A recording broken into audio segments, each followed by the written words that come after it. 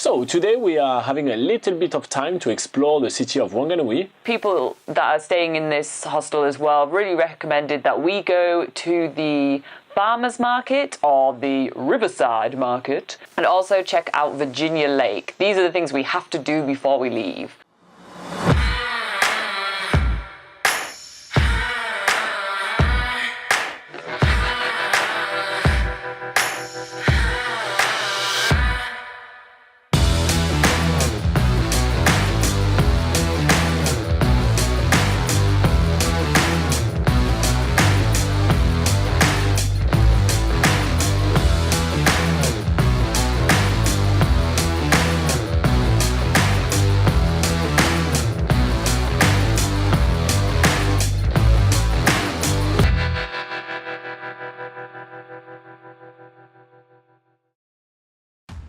Every Saturday morning there is a Whanganui Riverside Market. This has been going on for hundreds of years. The early European settlers used to trade on these very riverbanks that we are about to go and see other people trade on today.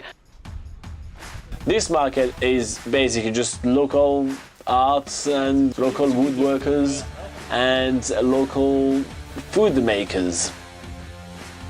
So the market is pretty awesome. It's bustling, there's quite a lot of people, and there's all those smells of food and cake and pizzas and all that. It's pretty cool. It's a really nice location on the Whanganui River. There's some public art sculptures and stuff along the way to see, and it's just behind the information centre. It's easy to find. There's this really cool big sphere which is mirrored, and it has some cracks in it which must be representing the course of the Whanganui River itself. And we get back in a van and we drive up to Virginia Lake. So Virginia Lake is basically a really big lake surrounded by a big park which is completely overrun by birds. It's incredible the amount of birds that you have here. Who's this lady, Laura? She is Thai Nui. What is she famous for? I'll tell you in a minute. Ding ding ding ding ding ding ding ding ding ding ding ding ding ding ding. Okay, that's taking too long to read. But she was probably involved with a Maori love story, as per usual, and she is crying because she's been split up from her loved one. They are pukeko, which is a native New Zealand bird, which are really cool. They have really long legs, which are too big for their body, feet, which are too big for their legs. They are blue, they have a red face, and they are fascinating to watch. We watched them for far too long. Here's some clips of us watching pukeko for far too long. At 42B College House here in Wanganui, we've been invited a couple of times to eat with our hosts that eat with all the woofers. And look at that! That's just 3 days here in Wanganui. Look at that! There is Kiwi generosity for you, ladies and gentlemen. We keep on walking around. There is plenty of things to see around. It's a great park. Laura cannot shut up on how amazing this park is. She actually thinks that this is the best city park that she's seen in the last 60 days, which is quite, it's quite a lot, even better than the Auckland Domain. So pretty good, Wanganui. You nailed it. You don't really expect much from city parks, but I am loving the amount of birds here. I am watching all sorts of crazy little birds doing their birdie sort of things.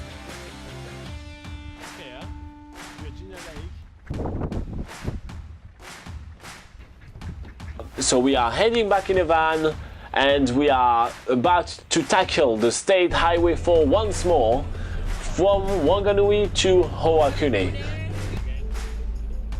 Every highway we take in New Zealand, there's always stuff to see. We are stopping every 2 seconds to take photos. There's really big, dramatic green hills. They're full of sheep. In the background, there's pine forests on those hills, and then there's just layers and layers of majestic beauty.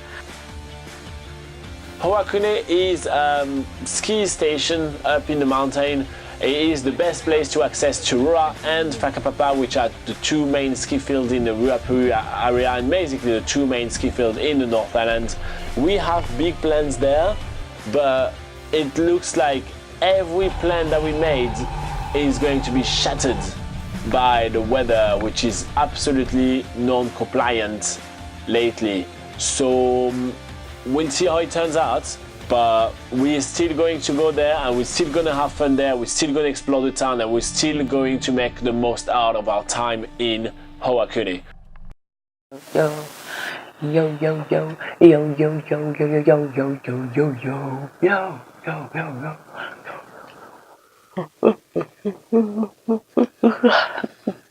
yo.